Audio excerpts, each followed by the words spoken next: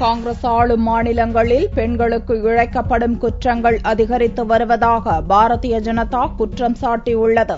சென்னையில் பாரதிய ஜனதாவின் தலைமை அலுவலகமான கமலாலயத்தில் வெள்ளியன்று செய்தியாளர்களை சந்தித்த அக்கட்சியின் அகில இந்திய செய்தி தொடர்பாளர் மீனாட்சி லேக்கி, மும்பையில் பெண் பத்திரிகையாளர் பாலியல் பலாத்காரம் செய்யப்பட்டது குறித்து வேதனை தெரிவித்தார். நாட்டில் பெண்களுக்கு எதிரான குற்றங்கள் அதிகமாகிக் கொண்டே இருப்பது மிகவும் வருந்தத்தக்கது என்றும், காங்கிரஸ் ஆளும் மாநிலங்களில்தான் இதுபோன்ற சம்பவங்கள் அதிக அளவில் நடைபெறுகின்றன என்றும் மீனாட்சி லேக்கி குற்றம் சாட்டினார். The kind of brutality which is being shown, definitely this kind of brutality is happening more in Congress ruled states. These instances can happen anywhere in the world, but how we deal with them shows who we are as a government.